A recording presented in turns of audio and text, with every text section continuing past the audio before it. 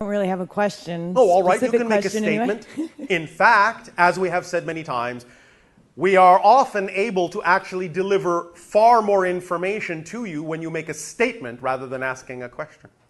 Okay, maybe it's a question.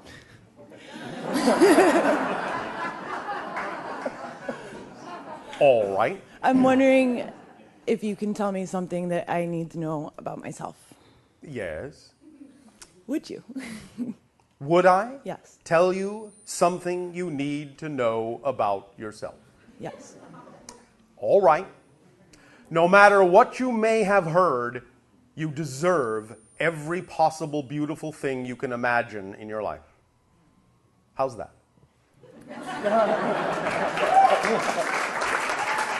Thank you. Did you know that already? I did. Did you just need it to reflect it to you? I hear it quite often, actually. Maybe I need to absorb it and... Maybe. Yeah. Do you have difficulty believing it? No.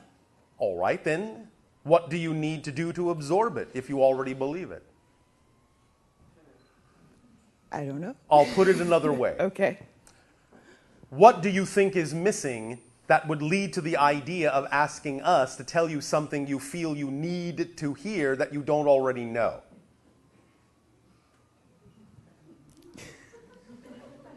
Was that a good question? Yes. And the answer is? I'd have to think about that one. All right, time's up.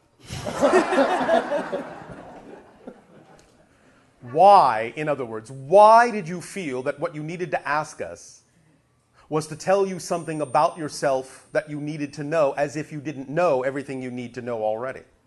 What do you believe might be missing? Are you afraid something might be missing? I feel like something's missing. You feel like something's I feel like missing. I am missing something. You are missing something. Yes. What could that be? That's the question. All right. Well, let's say it's true. You're missing something. Do you believe that at some point in your life you'll find it? Yes. Are you sure? Absolutely. Really? Yes. All right. Then you're not missing anything. I knew you were going to say that. Okay. Thank you. Remember, simply, many times individuals are simply in that last little step, unwilling to let themselves go, unwilling to let themselves surrender to the true nature of their being. Many of you stand right on the edge, right on the threshold of falling into total unconditional love with yourselves, but you just can't quite bring yourselves to believe that that's okay. It's okay. Fall in love with yourselves. You deserve it. All right? Okay. Thank you. Thank you. Oh.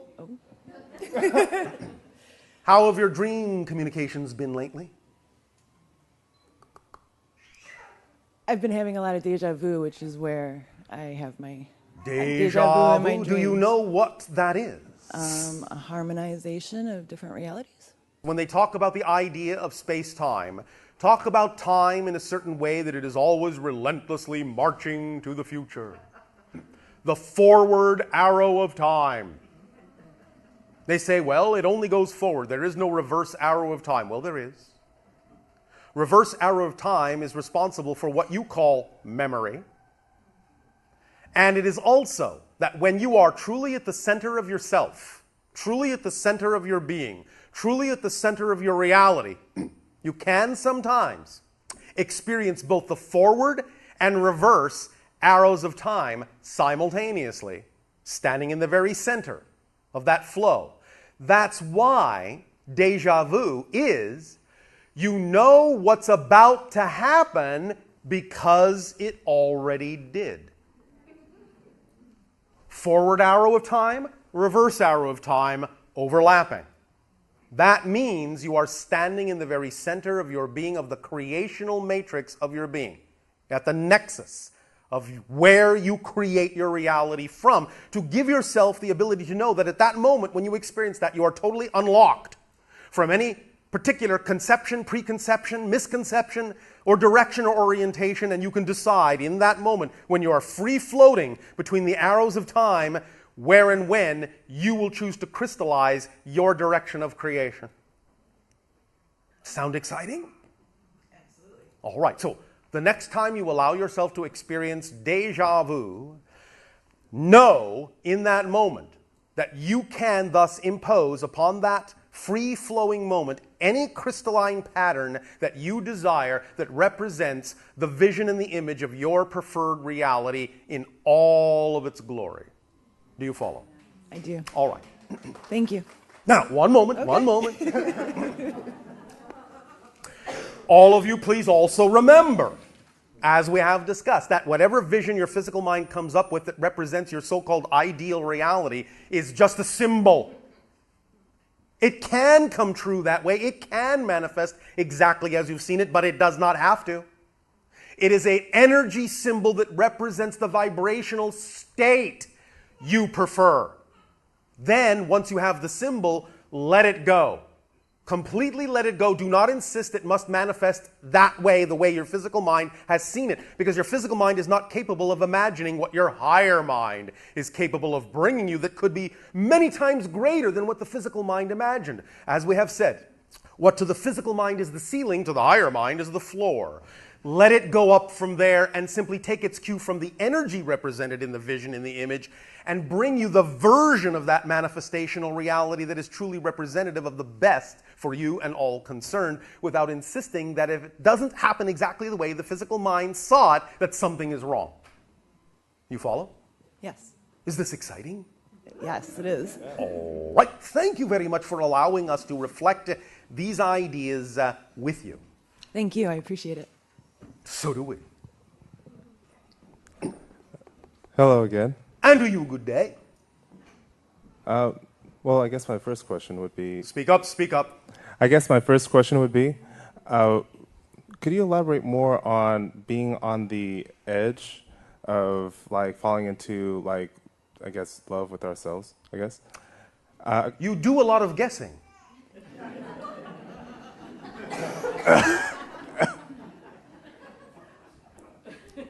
Okay.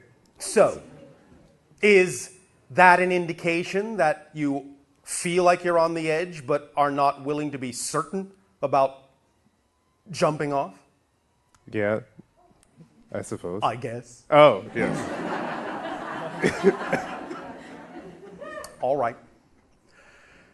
As we have described by analogy, by illustration, many times, the idea is, in ancient times, shall we say, when you were just beginning to ponder many of these ideas, the analogy we often use is one of your old automobile engines. They were very simplistic. They could chug along. They could be filthy, dirty, covered in mud. They would still chug along because there were just a few moving parts. They could easily overwhelm any dirt, any filth. In your high-tech age, you now have these high-tolerance, high-tech engines that vibrate at high speeds and have very fine tolerances of machine parts moving in proximity to one another. The tiniest little speck of dirt getting in the way will freeze the entire operation, no matter how sophisticated the engine is. The idea of transforming negative things that are not in alignment with your true self is like one of these tiny, tiny, tiny little specks of dirt. Blowing that little speck out of the way will allow the engine to start again. So the idea is that what we are saying is that many times we perceive that many of you have these high-tech engines and you're vibrating, but you're frozen, and you're frozen by the tiniest little dust mote. It may seem to be profoundly huge to you because the whole engine is stopped. But very often, all it takes is the tiniest mote of dust to stop that gigantic engine because it's operating on such a high frequency. So, if you're that close to the edge, if you are willing to allow yourself to really push yourself and just really blow that tiny little speck out of the way, even though it may seem to be an overwhelming, fearful thing, you will find that you will be operating on that high frequency again very rapidly, and it actually didn't take that much to blow that speck away. Being on the edge is willingness to understand that you really are always, always, always just about that close to being your true self, because all it takes is a shift, a conviction, and a commitment to be and define yourself as to who you really prefer to be, regardless of anything that has ever happened to you, regardless of any so-called past patterns and habits and so on and so forth. all the processes you go through, here's the secret, all the processing you go through themselves doesn't actually make the change. You make the change when you decide to make the change. And you simply use the process as a gauge, as a barometer for when you believe you're ready to make the change. But the processes don't actually help you make the change. In fact, many times you use process as a delay mechanism to make the change. Because you can make the change at any time. And that's what we're talking about when we say you're always right on the edge, right on the threshold. All you have to do is take that one step and you'll be there. But many of you fill the distance between this and this with a whole lot of processes. Does that make some sense to you? It does, but Yes. one thing about that. Yes. Well, Just first off, one? well, all right, there's a few. All right. All right, first off, I'm having a hard time finding that last little speck of dust to flick out of the way. All right. Are you sure there is one?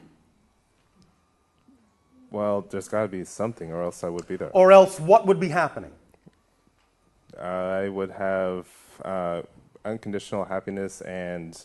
And therein lies the question. Remember what we said way at the beginning of the transmission about gauging whether you have changed based on whether the outside is changed or not? If you say you want unconditional happiness, what is preventing you from simply being unconditionally happy no matter what's going on around you? Why are you gauging the idea of whether you're happy or not on whether or not it is reflected in the outer world, which is an illusion, instead of simply knowing that you are choosing to be happy? Why? Because there is no other choice for you. What about that? What about that to remove that last speck of dust? Okay. Does that work? It does, but I guess But.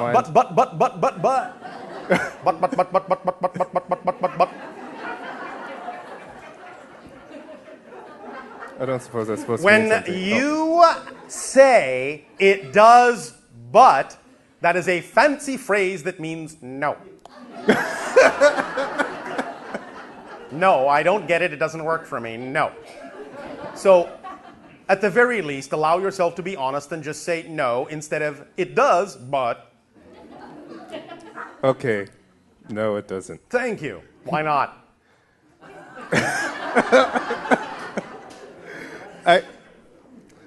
I get... Is that also too simple?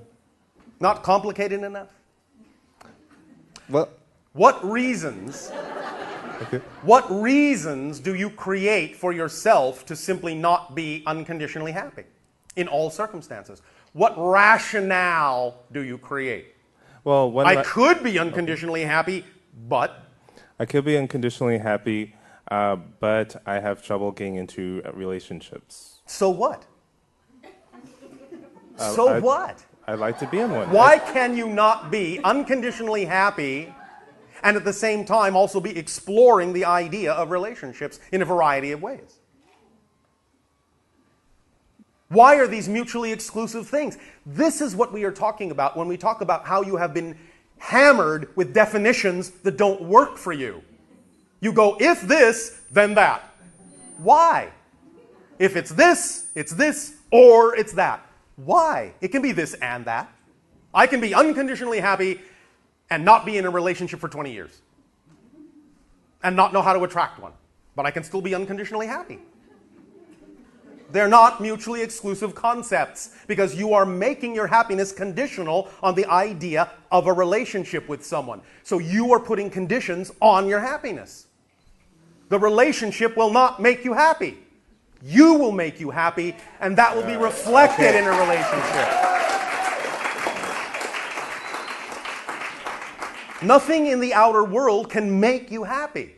You make you happy, then it's reflected in the outer world. But the point is, to use your word, but, the point is when we say follow your excitement with integrity and without expectation, we mean it. Zero expectation. Zero. Because you don't need it. You don't need anything out there to make you happy, because nothing out there can make you happy. Only you can decide to be happy. It's a decision. That's it. It's a decision. It's a choice. And the only reason you would make the choice to be unconditionally happy is because you have no other choice. You do not prefer any other choice. So be happy no matter what's going on, and then no matter what happens, you'll be happy. Okay. It's really that simple. I understand that to many humans it sounds overly simplistic and not realistic. Okay. Depends on what reality you want. Do you prefer to be unconditionally happy?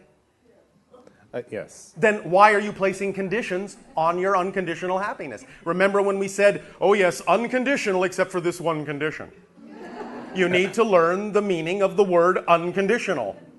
Unconditional. My happiness is not predicated on anything but me deciding to be happy. Does that make sense?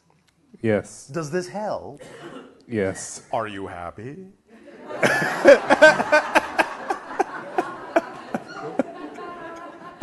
Yes, but...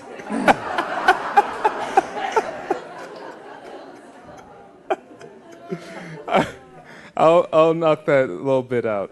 All right, thank you. Thank you. Thank you. We are happy to be of help.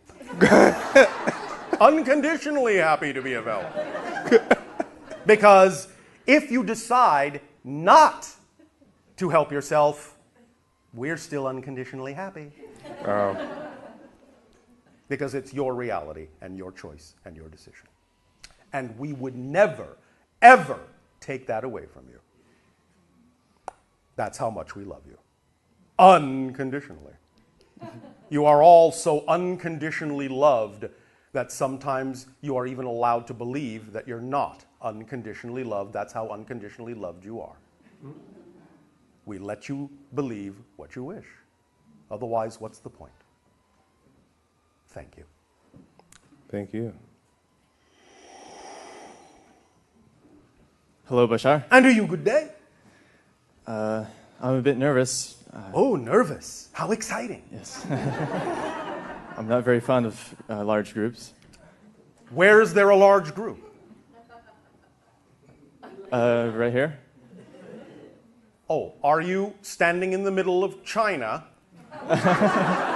No, not really. Compared to the idea of certain areas on your planet, this is a relatively small group, is it not? Yes, Feel better? much better. Do remember that in reality, you're actually not standing in front of anyone but reflections of yourself.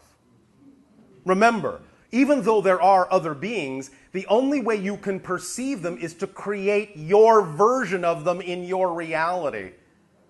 So everything you're seeing is actually your creation. So it's your group. What are you afraid of? Thank you. It's like being in a hall of mirrors. Are you afraid of your reflections in the hall of mirrors? Oh no, I'm surrounded. Oh yes, it's all just me. It's all just you. In different ways, in different perspectives, that's all. So really, you're talking to yourself right now in an empty room. Does that help? Yes. Thank you. So What would you like to talk to yourself about? So I was wondering Yes. about He said to himself. planets. About the planets. Which planets would you be wondering about? As I understand it, everyone is born with a set of planets. I was wondering if Born with a set of planets. What you mean in a box somewhere in a closet?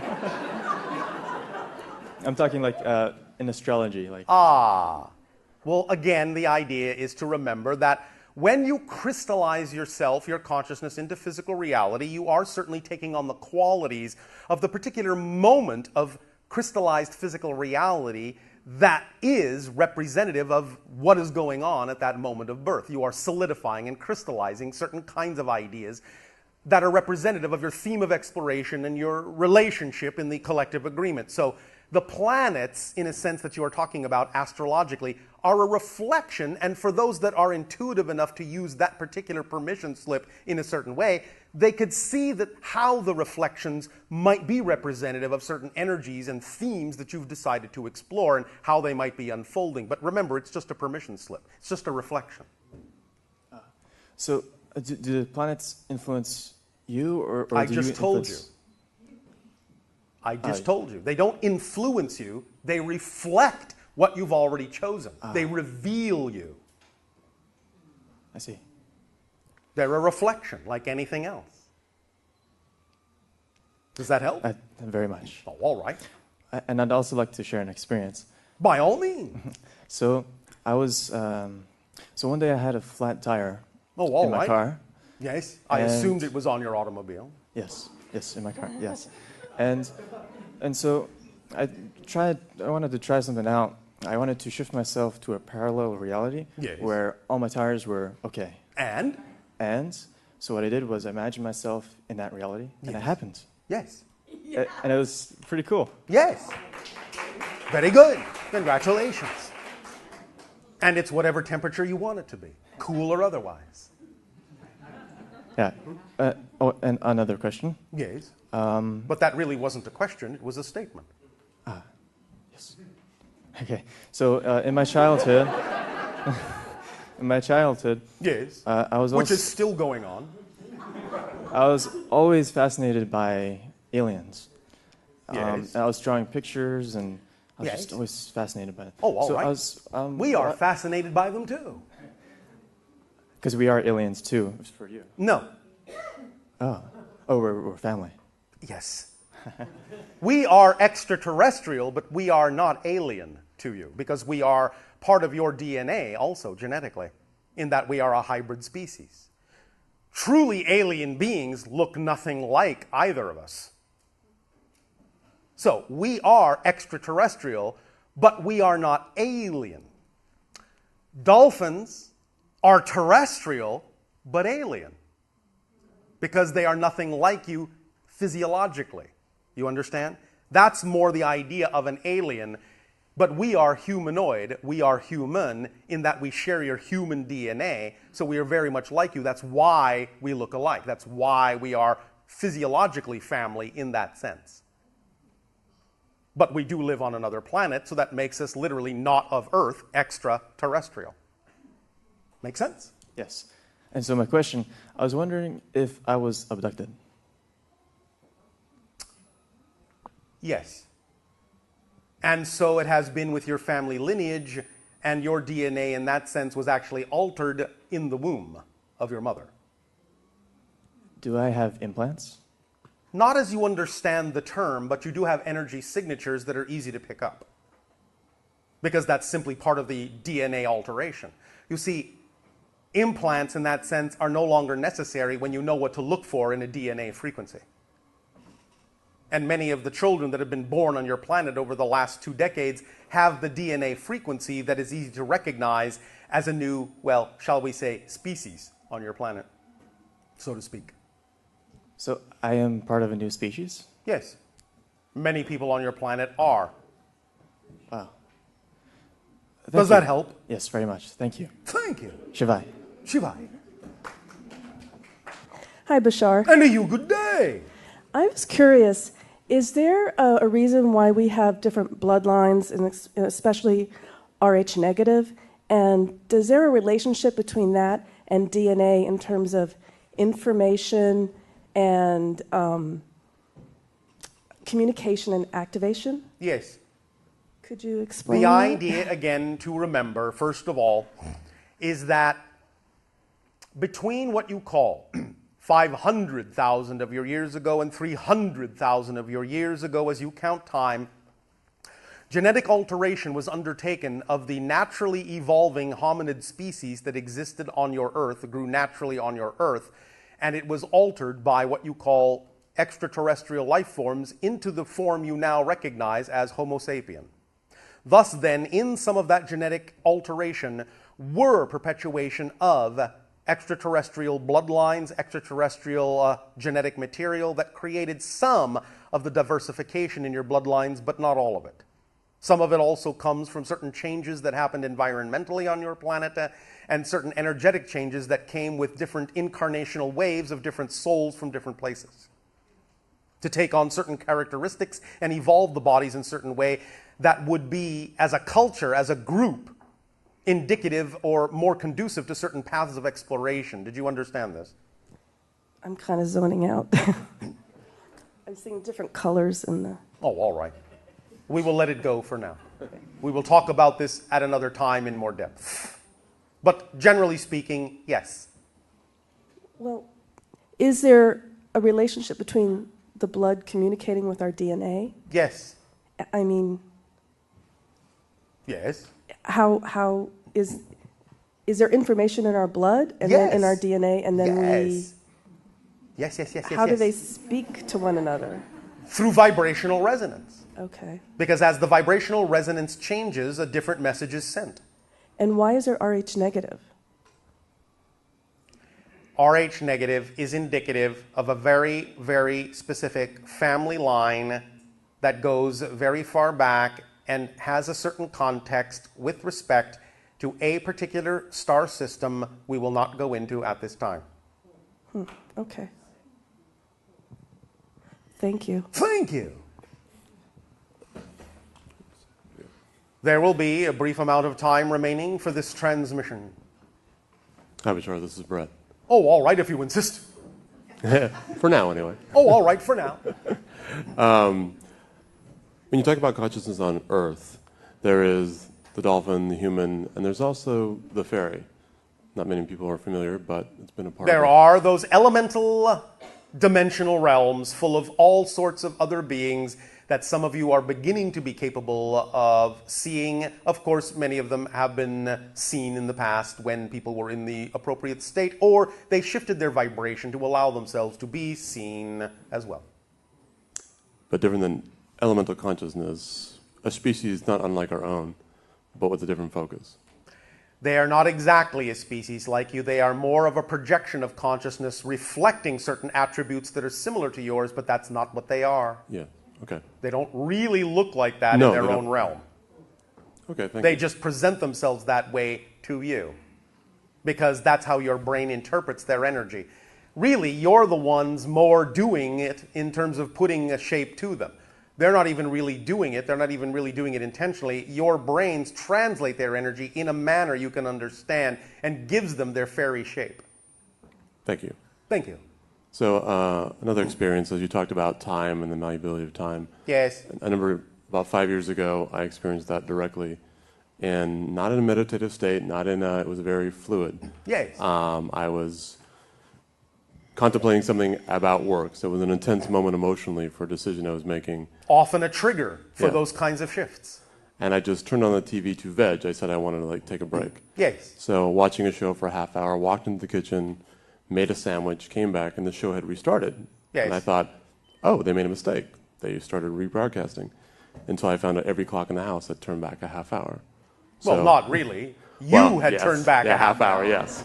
So I was back in a space and time where everything was about half. Yes. And it was, like I said, it was, to me, it was fluid. Yes. There wasn't a big shock. It was just, I walked back in the living room and everything was changed. Thank you. So. We experience these kinds of things on a daily basis. Fantastic. Another thing I want to explain. I actually died in this physical life and made that choice to come back. All right. Congratulations. Yes. An exciting experience. Yes, it was. I don't remember much of that. I remember the process. Not yet. So I was curious if you could say any words to me, or is it appropriate time to hear some of this? Did you come back with a specific urge to express yourself creatively in a different way than you had before? I think so. I came back. Well, the incident itself was I lost my heart physically. Yes. Was on an artificial heart for 5 months. Yes. And then got off it. Yes. And I was very creative when I was young, and I'm highly technical now and have started companies since then. And now you are willing to blend the two? Yes, now's that time. A more artistic technicality? Yes, very much so. Thus, then, is there any particular way that this now chooses to express itself in your physical reality in terms of what you are making, what you are creating? Is it expressing itself right now? Yes. I had a software company. I'm sort of expanding that, and I'm also wanting to do art in a different way. I don't know how to explain that right now. Do art in a different way. For me. Anything that comes into your imagination at all that is representative of this new way that you can describe? Yeah, there's spiritual processes I like to illustrate. Oh, all right. Illustrating spiritual processes. Very interesting and exciting. The holotope, I know very much the E8 algorithm. That's part of that image itself. Oh, all right. So, there's a lot of places I could go, and I'm exploring it. I was curious if there's anything out of that moment on the other side from the guides that they could sort of... Are you planning to travel to Tibet? Not just yet, no. Is it part of your plans at all? Traveling in the future? Yes. To Tibet? Tibet? Yes, Tibet. Not right now. Not right now. Why not? It has not come into my consciousness to travel to Tibet. If it did, would you be excited about it? Yeah, probably. Probably? I get excited about travel when it comes up in general. Right. So yes, I would be excited. Then the information we are getting from your guides is that Tibet may come up sooner than you think. Fantastic. Because there are patterns of resonance in Tibet that may factor into what you are doing and may inspire you to a new recognition and realization of how to approach what you're doing in a way you had not heretofore considered. Thank you. That's what I was looking for. Thank you. Hi, Bashar. And to you, good day. Good day to you, too. I have an energy medicine company that I've had for 15 years. And we design beautiful energy, and we put it on jewelry and meditation systems. And, all right. And one of the things the energy does is that it protects people from negative electromagnetic energy fields, from cell phones, computers, that For kind of thing. those that also allow themselves to buy into that permission slip, yes. For those that don't, no. Fair enough. All right, thank you.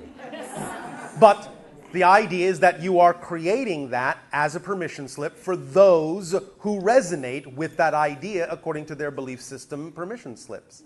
Exactly. Yes. And one of the things that we do other things as well, different energies, but one of the things that we're doing is we've been shooting energy through this portal. It's one of our techniques, and we carry it on light. What is the portal? The portal is like a circle. Made of? Made of a wire. A wire. And it's a tensile field. And we shoot it through this tensile field. Is it charged? Well, the structure of the wire itself has an energy field. The way that it's formed, the shape, what form, is it design. made out of? Copper with gold plating. All right. And so, when you shoot energy through this particular portal? Well, we shoot it. It's a technique we have. We shoot it through the portal, and the reason we do that is it comes back to us, and it comes back to us absolutely pristine. It is impeccable. Right. And we've been shooting energy through this same portal, but what's been happening is different energies are coming back now, not the energy that we've shot through originally. Maybe you need a new portal. Well, we like the energy that's come back. Oh, all right. It's a really cool energy. Oh, there's that temperature again. And, well, actually, it's not exactly... Well, I haven't actually measured the temperature of the energy. Oh, all right, but you said it was cool. It's a great energy. And what we've been able to discern is that it is Qigong master energy from all our different measuring devices. It's a Qigong master energy. All right. And we're loving this energy, and we're using it for different things. Thank you for loving your energy. We do. We're very excited about this energy. Thank you. And I can tell. And so what my question is... Yes. Like we're shooting it through, and it appears to us that we're receiving gifts from the universe. Of different course. Energetic gifts. You always are. Remember that the universe is always sending, always sending. It's up to you to open up to be receptive to what is always being sent. No invitation is necessary. No request is necessary, except that the idea of placing yourself in an attitude of grace and gratitude in what you call prayer in the present tense is aligning with an energy that allows you to become receptive of what is always being sent. So when you ask for it, it's not like it wasn't sent before that. Putting yourself in that proper state simply makes you a better receptive antenna for the energy that's already being sent. It's already present everywhere. It's not even really being sent, because that implies it's coming from somewhere to somewhere else, when in fact it simply is everywhere, because there is only here and now. Does that make sense? Oh, it absolutely makes sense. All right, so in that context, you are the portal. And when you become like unto, when you see that little silver, gold, circle, copper, gold, whatever you wish to make it of, circle, when you see it as a symbol of you, a reflection of you, you will also take on those qualities, and you will also be capable of receiving the energy in a variety of ways and a variety of frequencies that can be applied in your life however you prefer to apply them creatively, like a palette of color. Does that make sense? Oh, it makes a lot of sense. All right. Thank you. Thank you. Can I have one more question? That was a question. Yes. We're after that one. My question is actually, the energies are coming through, but is there somebody particularly that we're working with, or some consciousness that we're working with particularly that would like to say hello? Yes. Hello. And identify themselves? No. No, okay. Do you know why? I would love to know. That would impede the process.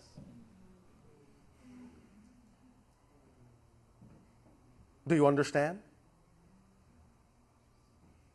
Sometimes revelation or labeling of entities, identifying them in ways that you wish to wrap your human psyche around, actually slows down the work you're doing together. Because they don't need it. Why do you? They know who you are vibrationally. You know who they are vibrationally. You know what the work is vibrationally. What's in a name? You can invent a name if you wish. They won't mind. They won't care. They'll accept it in the same way I accept the word Bashar as a name, but it's not my name. I don't have a name. I'm telepathic. I don't need a name. But it is an Arabic word connected to the channel's culture that means messenger. You can give it a name. Call it Rose for all it cares, because you know that by any other name, the energy would be just as sweet. It's up to you, in other words, is the message. Call us what you wish. Just do the work. Well, that we are. All right. Well, that's the most important thing. Identifying it will not really tell you what you think it will, because it will only be, in a sense, an artificial naming, because it will not really represent who and what you're actually working with in any way, shape, or form that is truly representative of that energy. It may put it in a box that you can comprehend to some degree, but you will have only snagged a very small part of it. So if you want to call it fingernail, go ahead. But you're missing 99% of the being by calling it fingernail. Well, I think the name was the wrong word. It's lineage. Is there a special lineage that we're working with? What, in a sense, is the difference between the concept of lineage and a name? Well, just, part of the solar system, where it's from, that kind of thing. Where it's from. That's all right. We don't have to continue with this. Where are you from? Oh, well, Earth at the present. Thank you. Then it is operating for now within your domain to whatever degree it is poking its head in your reality. That aspect of it is taking on earth qualities, spirit qualities that are connected to earth.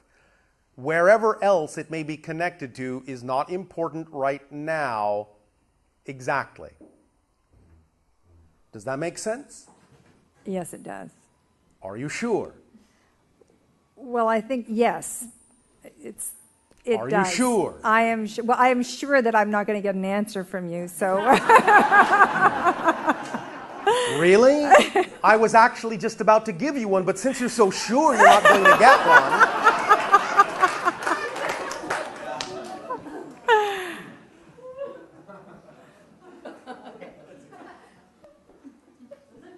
I'm sure. Are you waiting for something? No, I'm sure. Thank you. You're sure. Sirius. Seriously? Seriously. Okay. Thank you. Higher level Sirius vibration, non-physical consciousness is working with you, but that's not the only thing. But we are allowed to tell you that much as a little gift.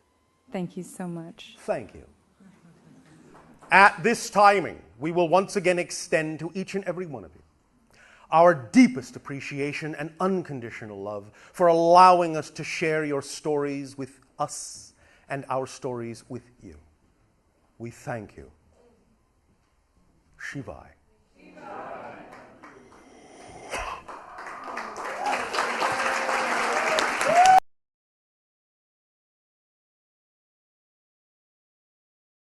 Attached detachment. You are involved, you are engaged, but you know that you're not negatively affected by it just because you might be discussing something that might have been created from negativity.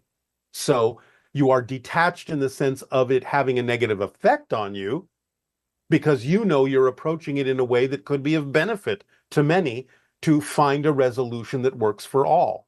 So you are engaged, you are attached, but you are detached in the sense of it's not going to affect you unless you choose to be affected.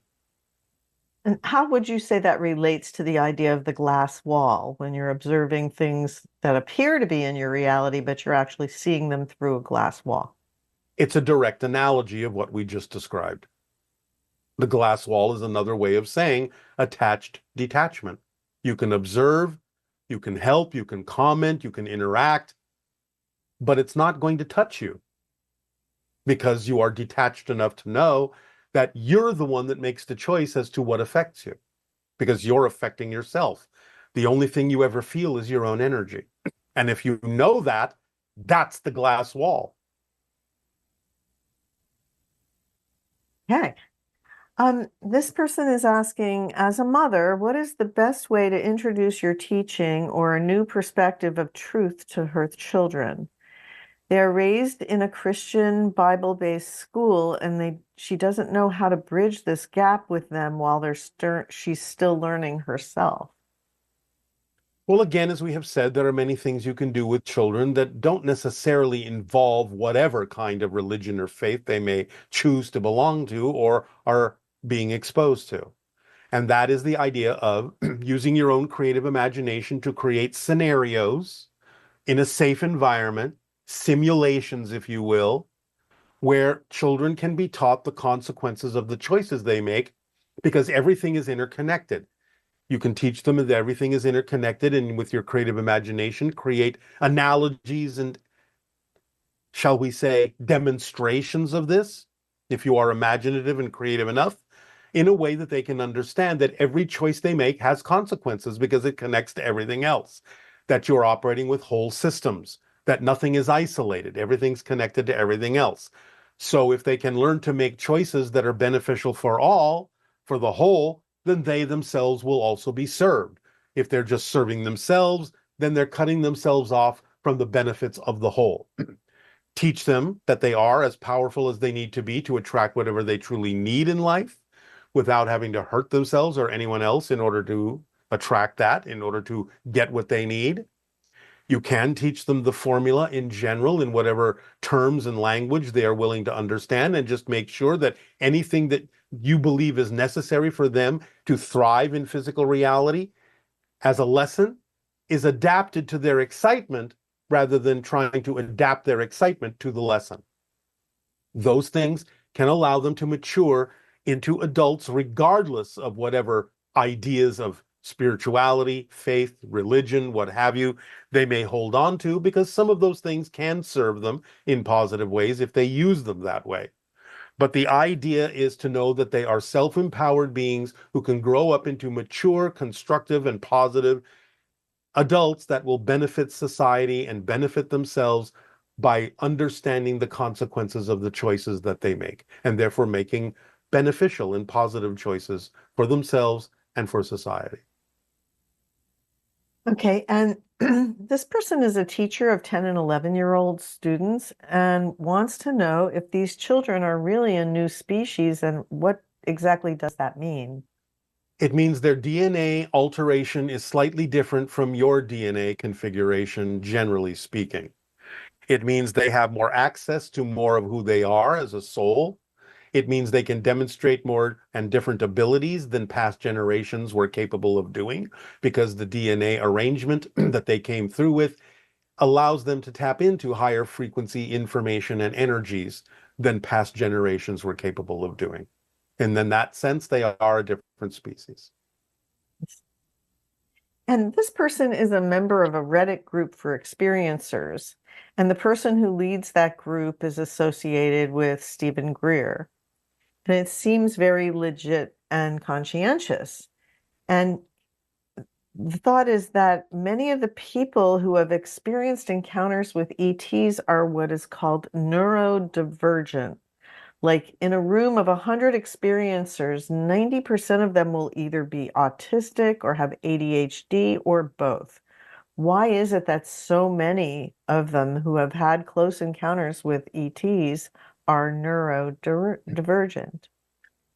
Because the soul knew that coming into physical reality would require an alteration of their focus so that they could, in a sense, not be so subjected to the general consensus reality, and therefore would have attributes that would make them more open to receiving higher frequency information from different dimensional realms.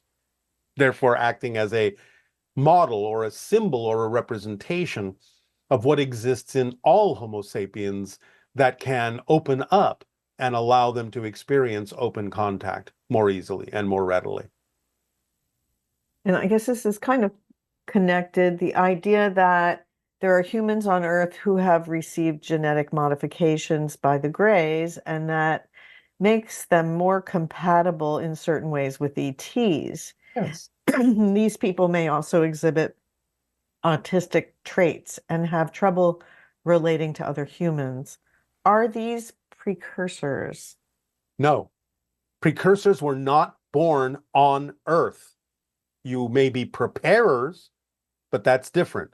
Preparers are Homo sapiens that have made a life choice to be involved in the ideas of teaching humanity how to be in the different altered states and learn lessons from different altered states and ways of presenting and communication that can prepare humanity for open contact.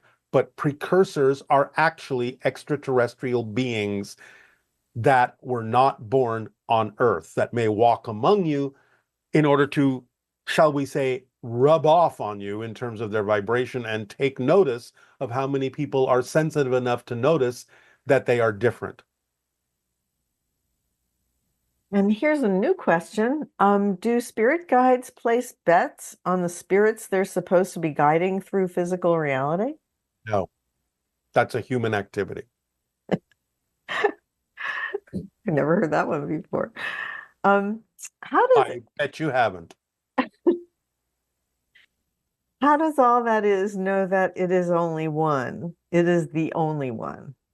Is it possible? That is the nature of all that is. There can be many versions of all that is, but then that still implies that there is an all that is of all that is. So by the very definition of the way that we're phrasing that, all that is, inherently, its quality, one of its qualities, one of its abilities would be to know that it is the one. Okay, so we have some questions, some ET questions. And before I do that, let's talk about a few current events. First one is the LA fires. Why did our beloved City of Angels go up in flames? What lessons are we to learn from this tragedy? Number one, I think many of you understand that it's connected to the changes in your climate because of what has happened in your environment that has allowed the idea of your environmental weather patterns to change in such a way as to make certain areas more vulnerable to different kinds of natural phenomenon, whether it be fire, whether it be flood, so on and so forth. Extremes are the result of the imbalance that has been created in nature. Climate change acts in different ways in different locations on your planet. Some places get drier, more susceptible to fire. Some places get wetter and more susceptible to flooding. Some places get colder and more susceptible to freezing. Some places get hotter and are more susceptible to desertification. So it's all about the idea of all the different variations becoming more pronounced and more exaggerated as you go through the idea of climate change, which is A, a natural cycle, but B, sped up by the technologies of humanity. What's going on now, most likely without the technological assistance, so to speak, probably wouldn't have happened for at least another century or two. But now you have sped it up with the idea of your technologies that are in many ways destroying the environment or imbalancing it. Number two, the idea is to, because of the new way in which you have to deal with your environment through climate change, to stop rebuilding the same way you used to. Learn new techniques, learn how to adapt. So don't just build what was there before that is easily destroyed. Adapt and build in new ways. Learn how to build with nature. All right. And is there also a level of it that has to do with like anger? Is fire representative of anger or for some people it purification or in case by case basis? Okay. And this person would like clarification when you said that the female will lead to open contact and the male to World War III. We're not going to discuss that at this time. Okay. All right. And let's see. So what you were talking about before with the idea of fire, it doesn't have what are some of the representations spiritually that fire has for humans on a collective level? Acceleration, clearing out, rebuilding, starting from scratch, zeroing out, clean slate, purification. Those can be some representations of the idea of the experience of fire. But it can also, again, like anything, have positive and negative connotations. It can be that which is out of control. As you said, it can be the representation of anger, temper, temperature, temper. So again, it can be many things to many people.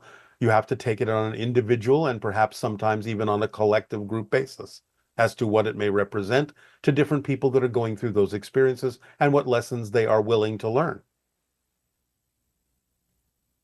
Okay. And are there humans who have directly and extensively interacted with mantis beings and co-created hybrid children with them?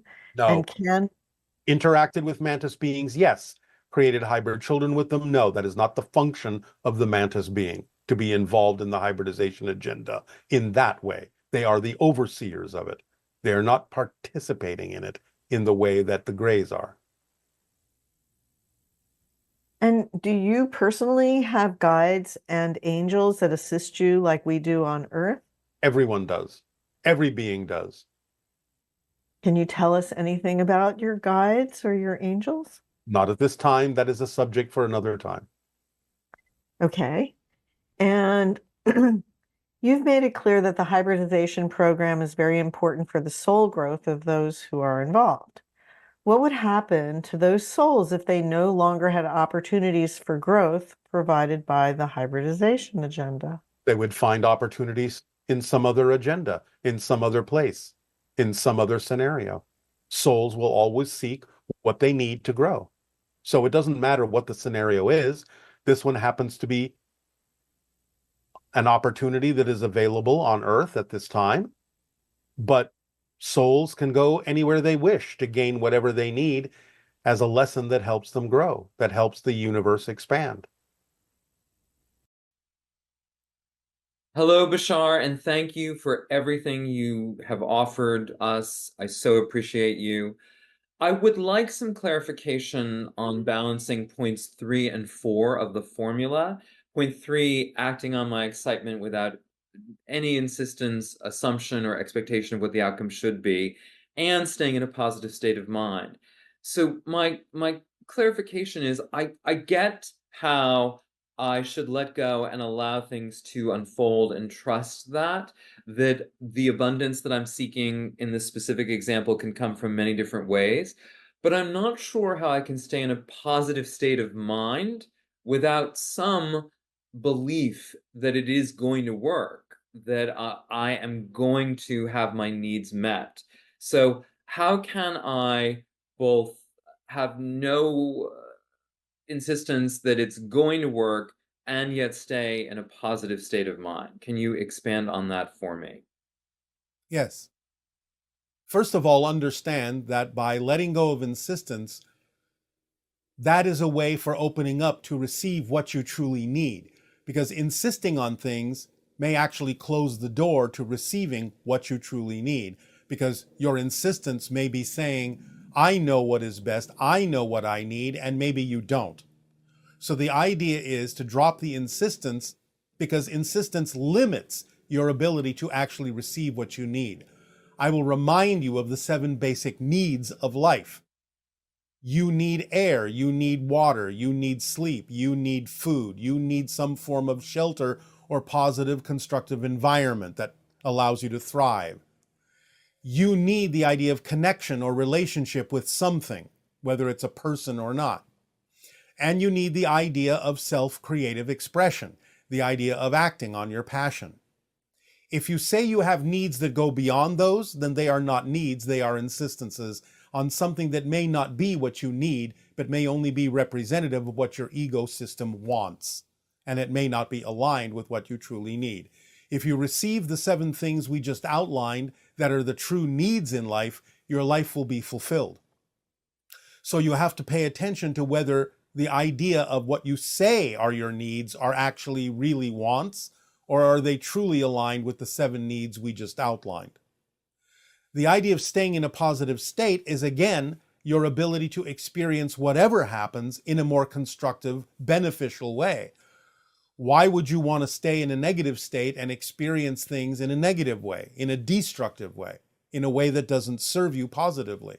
Staying in a positive state is allowing you to interpret any experience and glean from that experience and extract from that experience something that will move you forward in a positive direction, that will allow you to feel more connected, more self-empowered.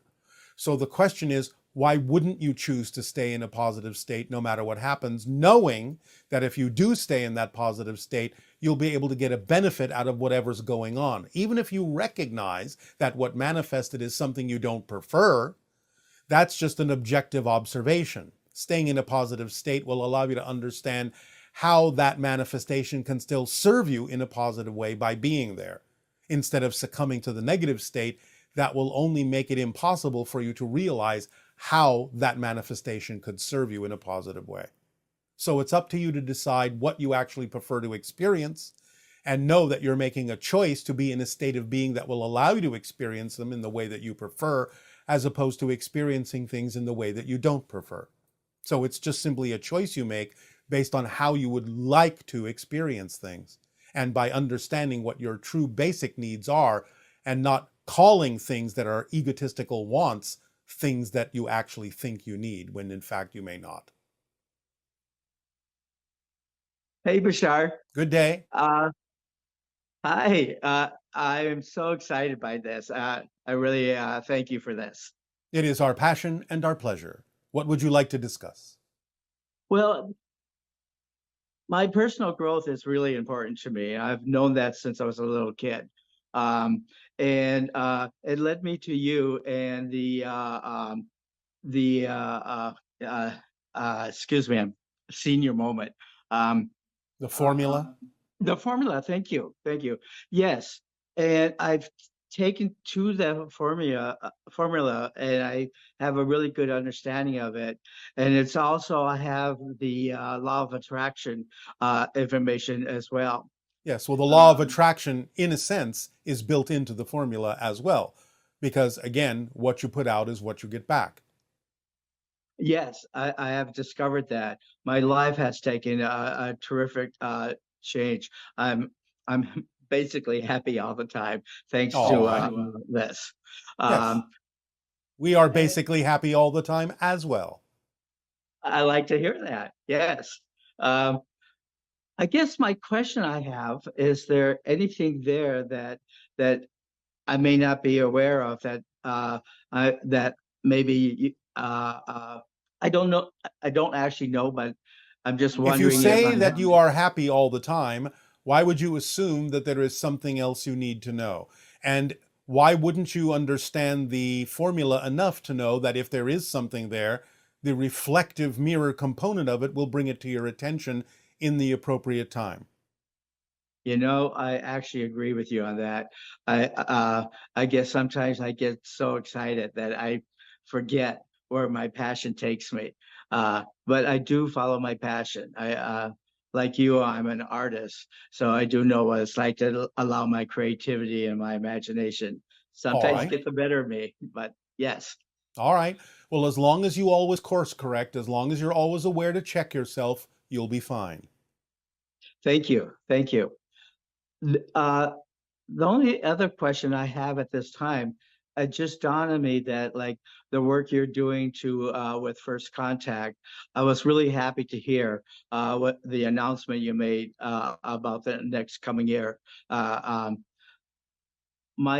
question is like, what do we on this planet at this time, what do we offer in this exchange?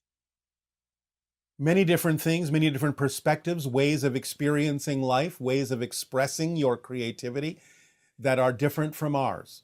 It enhances and builds and adds to our understanding of all the different ways that all that is has of expressing itself. Plus, again, the idea is that in the suggestions that we will deliver in the upcoming transmissions, we will see how you use your creativity to perform these acts for all those who are willing to follow these suggestions, take the actions, and increase their vibrational frequency to be that more aligned with the interstellar alliance. You will come at it from a unique point of view. I like that. I listen to a lot of information for, near-death experiences. I like to give an understanding of what's waiting for us on the other side when we go back to where we came from. Yes, but remember that you are already there. Yes, I am quite aware of that. All right. I'm working on my relationship with my inner being and source, building on that relationship. But I do understand that I come from the perspective of an illusion and going back to something real. And I actually do enjoy that fact. I'm looking forward to that.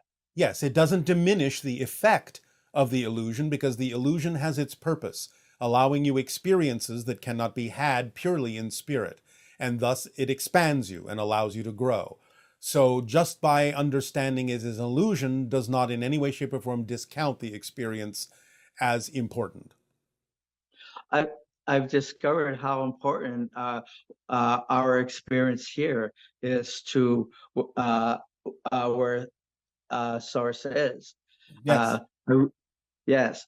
I also came to the conclusion that we are basically energy that has consciousness. Well, yes, consciousness is energy. Energy is consciousness. Existence is conscious. Well, I got to say, Bashar, I really do appreciate this. I don't actually have any other questions, but I'm grateful to having this time with you. As are we.